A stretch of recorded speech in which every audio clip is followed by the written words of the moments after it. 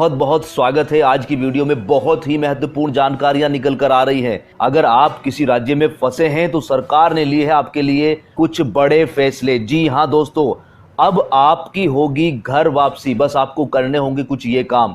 और दोस्तों, अगर आप हैं एक कारोबारी, चाहे आप छोटे कारोबारी हैं चाहे आप बहुत बड़े कारोबारी हैं, तो आपको माननी होगी सरकार की ये शर्तें, वरना फंस सकते हो आप मुसीबत में।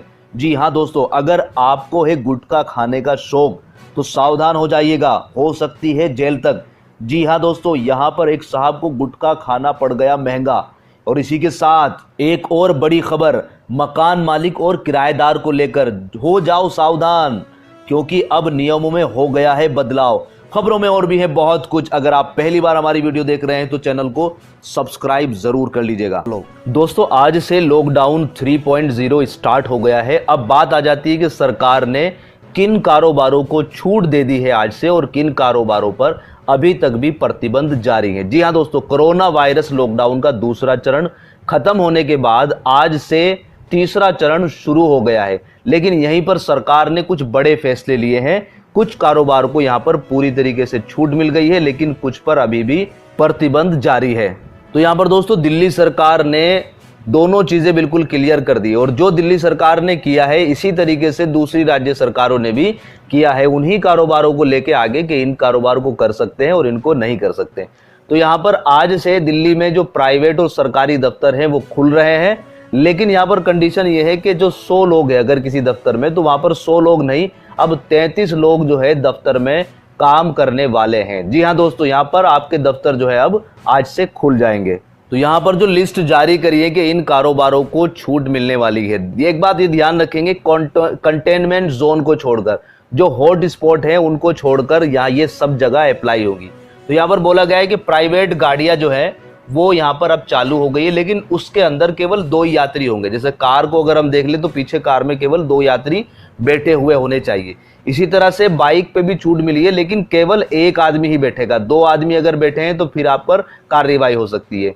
इसी के साथ सरकारी और प्राइवेट जो ऑफिस है वहां पर भी 33% की छूट मिल गई है। और घरों पर जो काम करने जाते हैं उनके लिए भी यहाँ छूट दी गई है, लेकिन बोला गया है कि सुबह के 7 बजे से शाम के 7 बजे तक ही आप काम कर सकते हैं।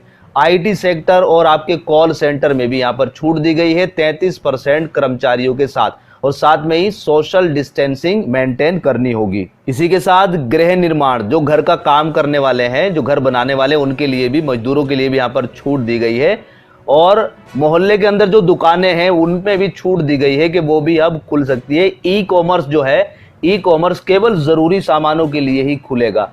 साथ में ही कूड़ा प्रबंधक और पब्लिक यूटिलिटी में शामिल लोग, बैंक, बीमा, कॉरपोरेट, सोसाइटी और कैपिटल मार्केट जो है, ये चीजें यहाँ पर आज से खुलने वाली है। स्वास्थ्य से जुड़ी सारी सेवाएं, और इसी के साथ साथ शराबों की दुकानें भी आज से खुलने वाली हैं। इसी के साथ साथ कुछ चीजों पर सरकार ने पूर्णतः अभी तक रोक लगाई है, जैसा कि cycle rickshaw, auto rickshaw, taxi cab, metro, bus service, hotel, restaurant, cinema hall, bar, school, college, coaching और नाई की दुकानें, सैलून, पूजा, इबादत के घर, राजनीतिक और सामाजिक कार्यक्रम। तो इस तरह के कारोबारों को अभी भी कोई छूट नहीं मिली है, इन पर प्रतिबंध ही रहेगा। दोस्तों, आप मुझे बताना कमेंट में कि आपका क्या कारोबार है, किस कारोबार के बारे में आप चिंतित हैं कि ये खुलने वाला है या नहीं।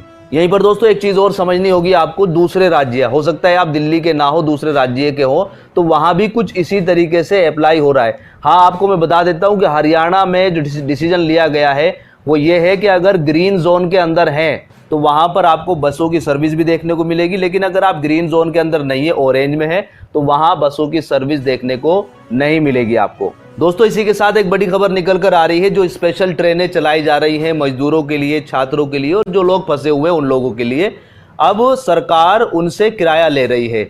इसका कुछ लोग विरोध भी कर रहे हैं, और विरोध जायज भी है, क्योंकि इस वक्त जो है उन मजदूरों के पास खाने के लिए कुछ नहीं है, पैसा नहीं है, तो वो किराया भी कहां से देंगे। तो यहाँ पर राजस्थान के उप मुख्यमंत्री सचिन पायलट ने इसका पुरजोर विरोध किया। उन्होंने कहा है केंद्र सरकार ने जो ये फैसला लिया है गरीबों से किराया लेने का, ये बिल्कुल गलत है, और ये सारा का सारा खर्चा केंद्र सरकार को खुद वहन करना चाहिए। सचिन पायलट ने कहा है कि लॉकडाउन के दौरान उनकी कोई आमदनी नहीं है। ऐसे विपरीत हालात में उन्हें अपने अपने घरों तक पहुंचाने के लिए उनसे रेल किराया नहीं लिया जाना चाहिए, जिससे वे अतिरिक्त बोझ से बच सके। पायलट ने कहा है कि कोरोना महामारी के चलते श्रमिकों और मजदूरों को आर्थिक मदद देनी चाहिए। केंद्र सरकार को चाहिए कि उनके अपने अपने घरों तक पहुंचाने के लिए रेल किराया या तो भारतीय रेल या पीएमओ केयर फंड द्वारा वहन किया जाना चाहिए। गुजरात के सूरत से 20 श्रमिक स्पेशल ट्रेनें चलाने की पहल कर दी है। यहां पर आदेश पारित कर दिया गया है कि 20 ट्रेनें अब सूरत से चलेंगी। जी हां दोस्तों, यहां पर पहली ट्रेन जो चल रही है वो जा रही है उड़ीसा के लिए। यहां पर सूरत से पहली ट्रेन उड़ीसा के लिए रवाना हो रही है। और इसी के साथ दोस्तों यहीं पर 20 ट्रेनों में कुछ ट्रेनें उत्तर प्रदेश और बिहार को भी मिलने वाली है। जी हां दोस्तों, बड़ी खबर निकल कर आ रही है कि गुजरात के सूरत से कुछ ट्रेनें उत्तर प्रदेश और बिहार के लिए भी चलने वाली है। पश्चिमी रेलवे मुख्यालय चर्चगेट के चीफ पैसेंजर ट्रैफिक मैनेजर ने मुंबई मंडल के मुख्यालय परिचालक प्रबंधक को शुक्रवार को पत्र लिखकर आदेश जारी कर दिया है कि सूरत स्टेशन से 20 रेक तैयार रखे जाएं। प्रत्येक रेक में 24 कोच होंगे, जिसमें स्लीपर के 20, जनरल के 2 और एसएलआर के 2 कोच शामिल होंगे। आदेश में यह भी कहा गया है कि इन रेक को इमरजेंसी में दिया जा सकता है। सूरत के अलावा तारीखों की घोषणा अभी नहीं करी है। आने वाले कुछ ही समय में, कुछ ही दिन के बाद आपको इसकी तारीखों की घोषणा मिल जाएगी। अगर आप गुजरात में हैं तो थोड़े से चौकन्ने हो जाइएगा, ऑनलाइन पर ध्यान दीजिएगा। जैसे ही घोषणा होगी हम भी यहां से आप लोगों को बताने की पूरी कोशिश करेंगे। सीपीटीएम द्वारा अहमदाबाद से भी 20 रेक तैयार करने के लिए कहा गया है, जबकि इंदौर से 5 रेक तैयार करने को कहा गया है। पश्चिमी रेलवे के 45 रेक इमरजेंसी के लिए तैयार रहेंगे। रेलवे श्रमिक स्पेशल इन ट्रेनों को चलाने के लिए तैयार रखे, क्योंकि कभी भी इन्हें चलाने का आदेश दिया जा। दोस्तों, हमारे बहुत सारे भाइयों को गुटखा खाने का बड़ा शौक होता है, लेकिन गुटखा खाने में कोई बुराई भी नहीं है, लेकिन गुटखा खाकर उसे थूकना आज के समय में कानूनन अपराध है। जी हाँ दोस्तों, बात कर रहे हैं यहाँ पर कि यूपी के गोरखपुर में सड़क पर चलते हुए एक आदमी ने गुटखा खाकर जैसे ही थूका, उस पर हो गई है एफआईआर। जी हाँ दोस्तों, यहाँ पर जानकारी के मुताबिक कोतवाली पुलिस शनिवार की रात में 9 बजे के करीब गश्त कर रही थी। इसी बीच पुलिसकर्मी ने सड़क पर देखा एक व्यक्ति गुटखा खाकर लगातार थूक रहा है बार बार, बस। और उन्होंने देखा कि उसने मास्क भी नहीं लगा रखा है, तो पुलिसकर्मियों ने उसको उठा लिया।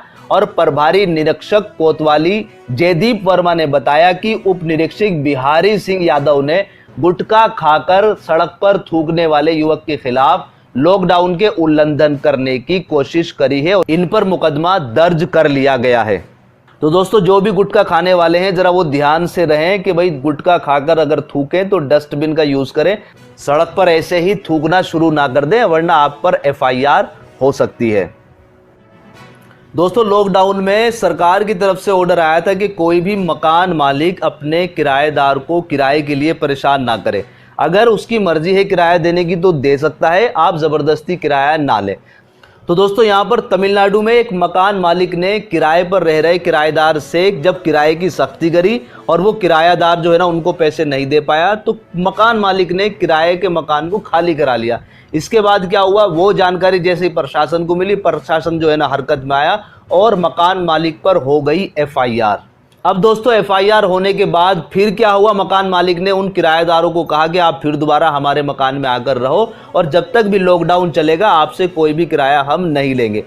तो दोस्तों, हमारी यहाँ पर विनती है सभी मकान मालिकों से कि जिनके पास भी कोई किराए पे रह रहा है कि इस लॉकडाउन के दौरान उनसे किराया मांगने की बिल्कुल भी कोशिश ना करें, कि उसका अगर बजट है तो वो दे सकता है, अदरवाइज ज़बरदस्ती ना करें उस पर किराए लेने की। जैसा उसका लॉकडाउन खुलेगा, बाद में काम वगैरह ठीक होगा तो आप आपस में बैठकर जो है ना बात कर सकते हैं, लेकिन अभी ज़बरदस्ती ना करें। तो दोस्तों, आज की वीडियो में ये थी कुछ महत्वपूर्ण खबरें। उम्मीद करता हूं कि आपको वीडियो पसंद आई होगी। वीडियो पसंद आई तो लाइक शेयर जरूर कीजिएगा और अपना ख्याल रखिएगा। God bless you, thanks for watching, bye bye.